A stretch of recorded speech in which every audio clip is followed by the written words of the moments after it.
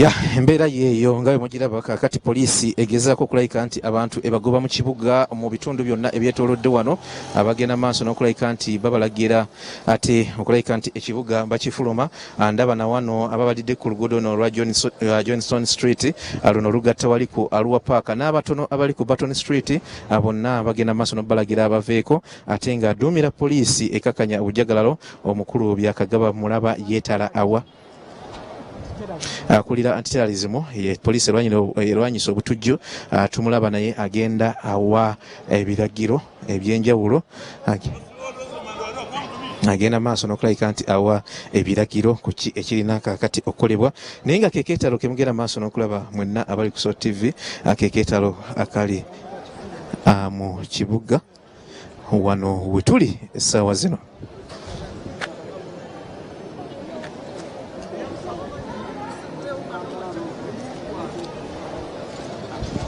Mawulire tufuna kakati order eze yakulabika nti abantu bonna bali ku bizimbe oba bali mu bizimbe byetoolodde wano wetuli Kampala Road yonna n'okwetoololawo nga bwe nkugambye Button Street, Johnston Street, Arua Park n'enguudo ezidiringana wano poliisi ebalagidde bonna bafulume ekibuga Kampala. Ekibuga Kampala wenjogerera kati nyezogeza nti kazi abantu bonna babagamba mugende eka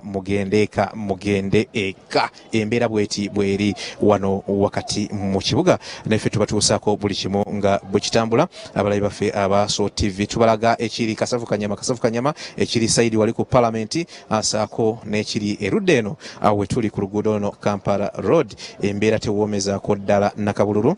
Abantu babagambye nti Kampala mumufulume, Kampala mumwamuke, ekibuga mukiveemu munadda oluvannyuma obaolaawo olunaku olw'enkya mulabike nti muddamu okukola era kyekyogenda maaso n'okulaba nti abantu kakati babongerayo babazaayo nga bwe tubalaga saawa zino babadde wano mu bizimbe byonna ebyetoolodde wano abamanyi ekibuga Kampala ku luguudo no olwa Johnston Street kuliko London Chambers ababaddeko babagobyewo naye nga kakati tetumanya ani wa security atali wa security buli omu ajeeyo mbokwa ajeeyo biki abaale abatali bonna bagenda maaso n'okulagira abantu ekibuga okukivaamu kyekiri mu Kampala kino kitugenda maaso n'okubatuusaako mwenna bannayuganda abali ku SOT TV mu Kampala oba oliawo n'ebitundu by'eggwanga ebirala nebweru waalyo ekibuga Kampala kiri mu kasattiro akamaanyi ennyo olwazi bomu ez'okumu ezivugidde kumpi ku ssaawa emu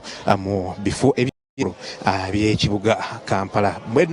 Bonna abakolera wano gy'emisinde kakati gy'olaba babafulumya ekibuga mukyamuke ye oda eyise abantu babajje ku bizimbe bino kubanga tomanya kikiyinza kubeerawo poliisi bagiwe ekyaganya okukola ogwayo ati woosaasirira abafumbye emmere kyayi n'ebiriibwa ebirala.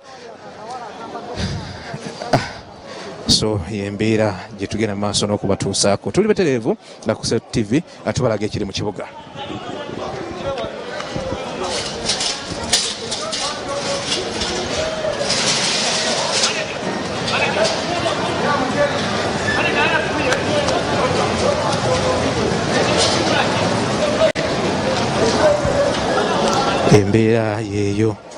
Embeera yeeyo kati nawano ku Arua Park tulaba nti nawo bakyabongerayo nabo babagamba nti beeyongereyo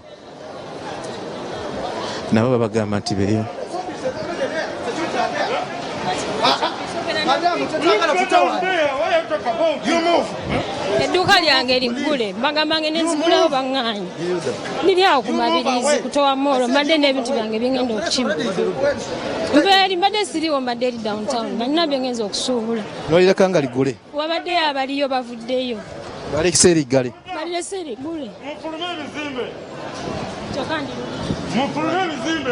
and I'm heavy.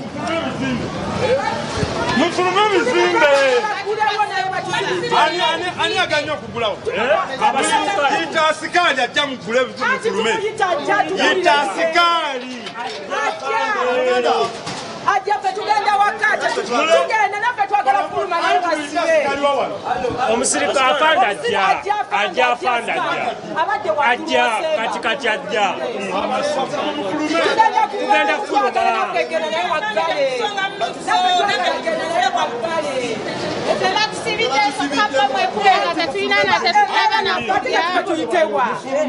Twagala kufuluma naye waggale.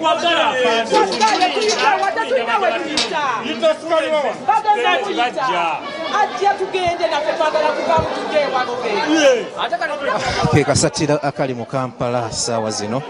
Embeera eri mu Kampala yeeyo abantu ekibuga kakati bakidduka buli muntu kakati bamujja mu kibuga nga we tugenda maaso n'okulaga abalabi baffe aba So TV. Ekibuga kyo kigaddwa erudda eno abantu babalagidde abave mu kibuga beeyongereyo nga we tugenda maaso n'okubalaga nti ssaawa zino kakati atugase ku Wilson Street oba Wilson Road weegattira ku weeyawukanira ne Johnson ate neegatta ku Arua Park ekiriwo kyekino kyetubalaga abantu babagamba mwamuke muve mu Kampala mudde ewaka.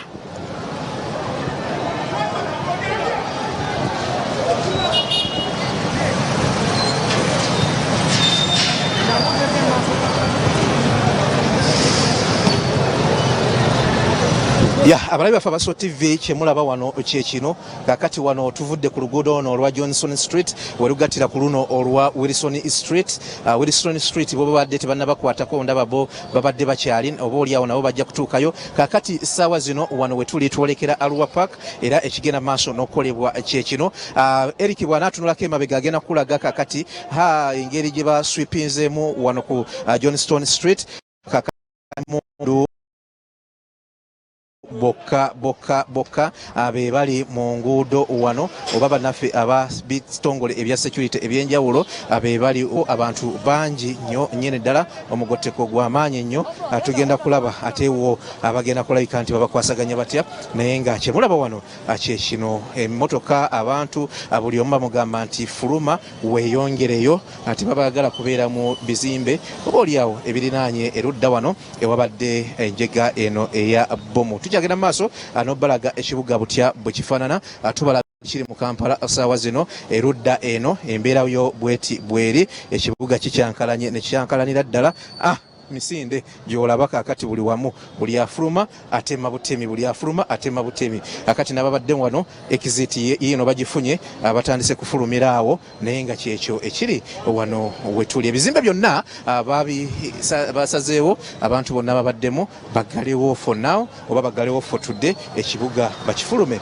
era olaba babafulumya babaza ludda luli olwa kiseka nga bwe mugenda maaso n'okulaba tuli butereevu ku So TV tubalaga embeera eri mu Kampala bomu 2 zikubiddwa ku CPS tujja kuba tumanya ate ekiddako wali ku palamenti kubanga ate nayo tuba tutandise okufuna ebifaananyi ebiva erudda eyo nga tubiraba nti emmotoka zibadde kyayaka n'omuliro erudda eyo ku palamenti. So TV tuba tusaako embeera nga bwefaanana.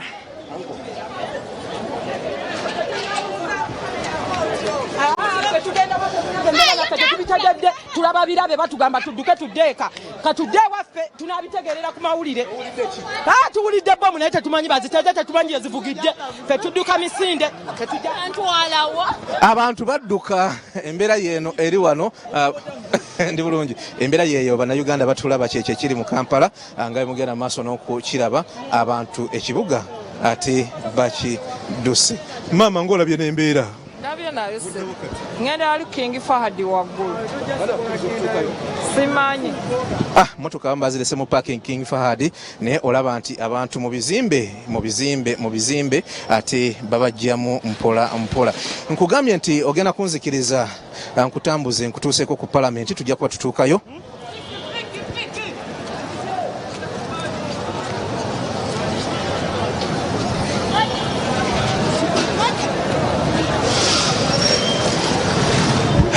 Tuli butereevu ku So TV tubalaga ekiri wano kibuga abantu babagambye ate bakiveemu kyekino kyetugenda maaso n'okulabika nti tubalaga.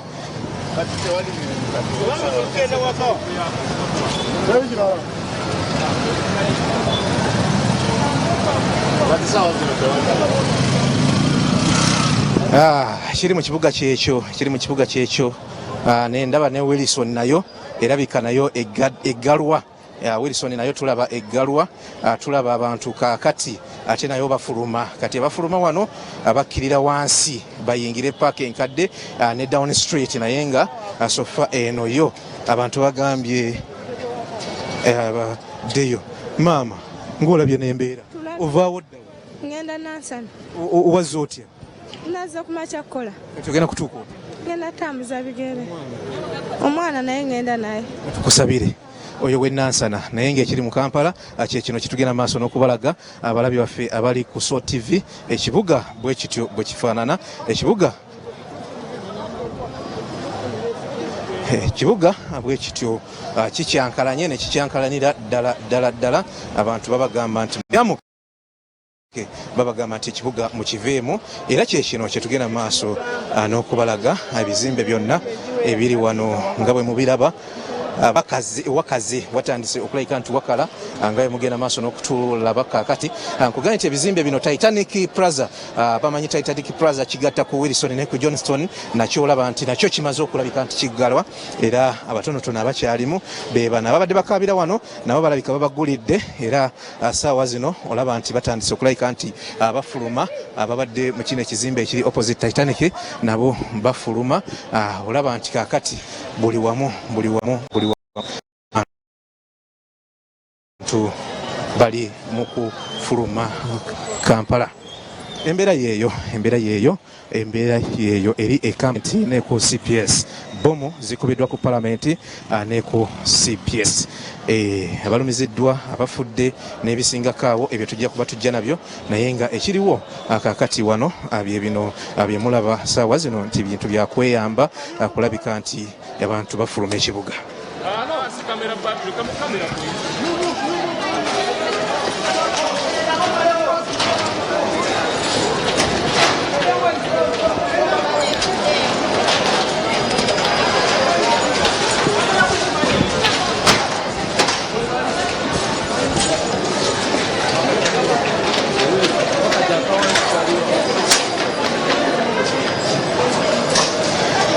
Kasatiro ke kali mu Kampala wakati, kagogomoko ke kali mu kibuga wakati.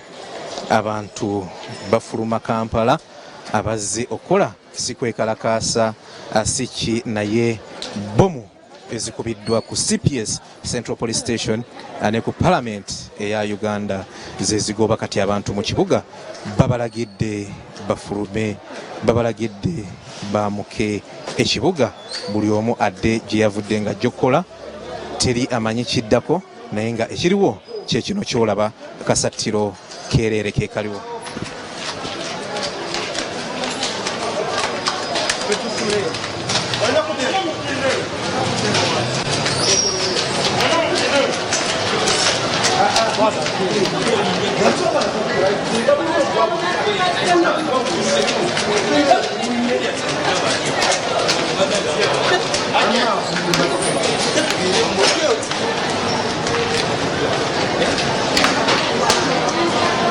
Kiri mu Kampala, kiri mu kibuga wakati, kyetubalaga kyekyo.